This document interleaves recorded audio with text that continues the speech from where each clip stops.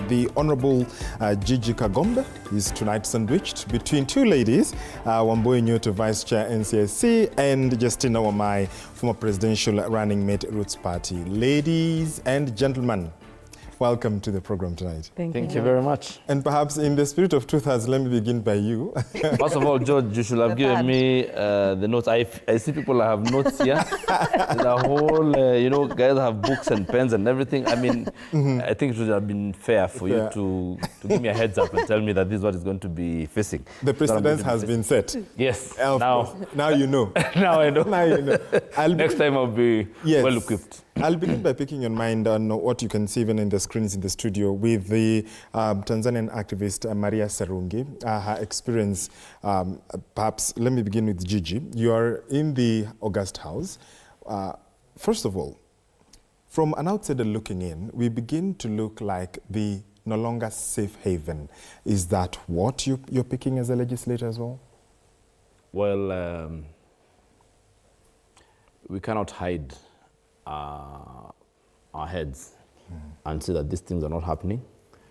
But I have been talking to people in the security sector, and they seem genuinely not to really understand what is happening. So I am confused. Nobody has told us exactly what is happening, including the abductees.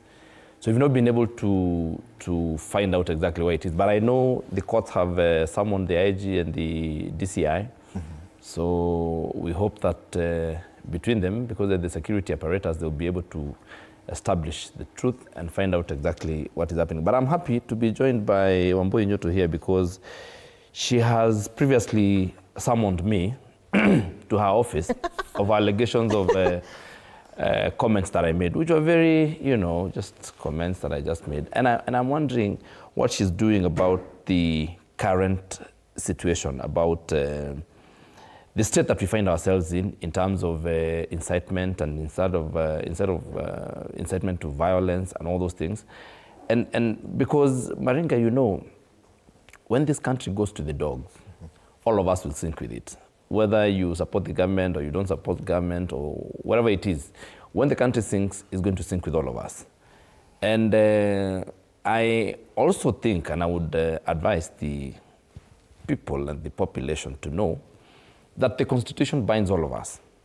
And that we in 2010 passed a Constitution and said that we shall have a way of electing government, that if right now you wanted to predict the election of 2097, you would know even the actual date and the actual time that the polling stations will open.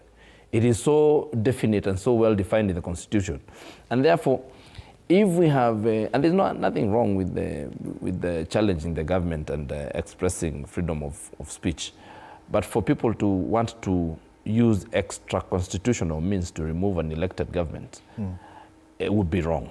And therefore, I would urge all Kenyans to understand and respect and uphold and know that we have a civic duty to uphold the Constitution of Kenya. Okay, we'll be coming later to details. Wambui, let me pick you in. And there is a lot that happens when you hear sentiments. We've been seeing the exchanges in burials, even as NCIC and even as a Kenyan. When you look at this same government that is talking about now morals and manners, do you think that they are setting the best precedents in terms of the morals and manners that ought to be followed? Thank you so much, George, and very good evening to all Kenyans, and I'm happy to share this platform with Mheshimiwa Kagombe and Mheshimiwa Justina. You asked what is that on the screen and what does it depict? I would say this is the picture of anarchy. I would say this is the picture of lawlessness. I would say this is outright abuse of the rights of the citizens of Kenya and infringement of the freedoms that the Constitution have guaranteed every single Kenyan in this country. These are times we have not seen in our times.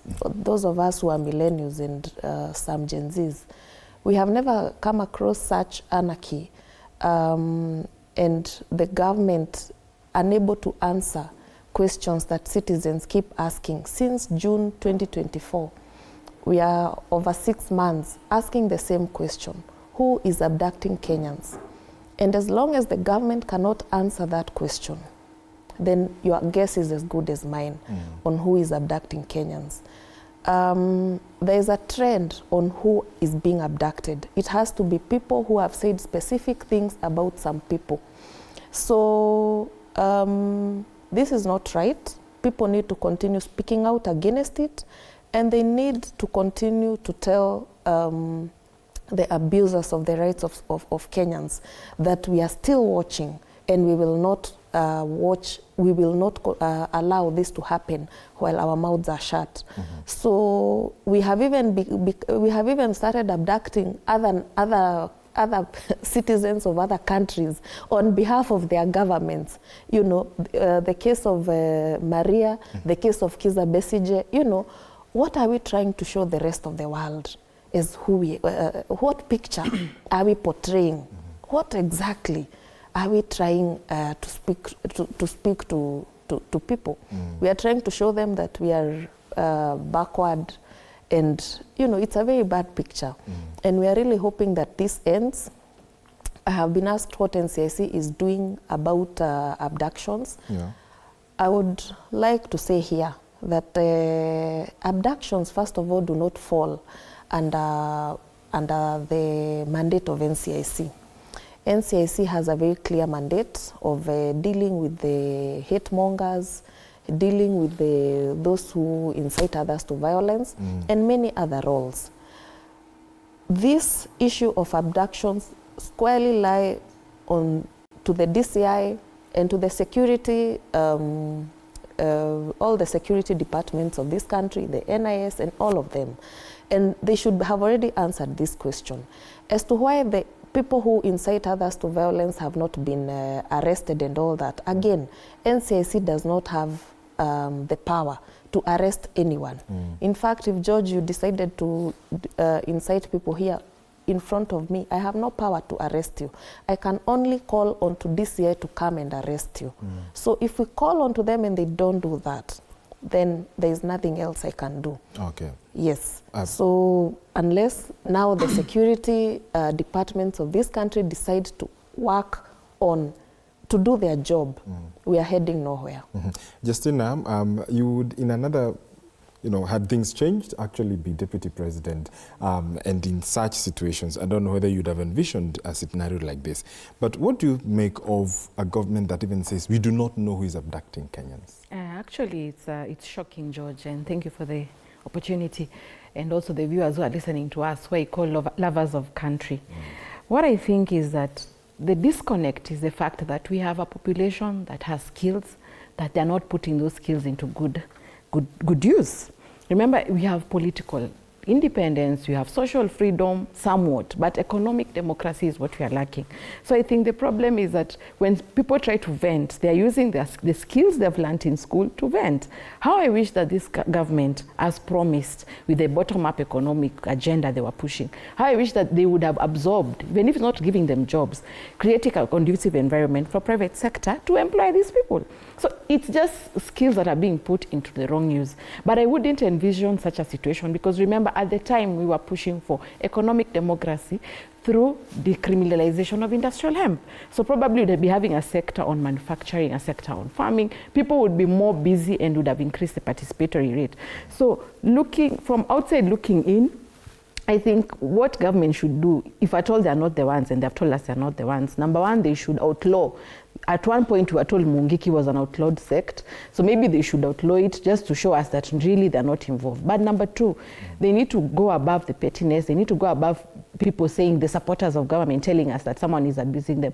How about making this youth engaged, making them busy, making them put their skills into better use, so that at least we can say that these youth are not frustrated. But as it is, as long as they are not being economically engaged, we are going to see more of this in the times to come. In the times to come. So what do you make then of the, before we move on, just briefly then, do you think there needs to be a change in how this is handled, and what would government ideally need to do?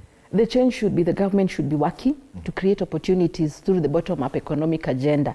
That is the only change. They need to keep their promises. They need to create jobs. They need to give Mama Boga and Mutu Abuda Boda the opportunity. That is the only change. But they cannot force a youth who's gone through the education system, who has graduated, not to vent. The only thing they can do is create opportunities for them. Okay, indeed. We shall be coming back to this conversation right here in studio with my guests. They will be staying. That was just the prelude, the teaser of this great conversation we'll have tonight on State of the Nation.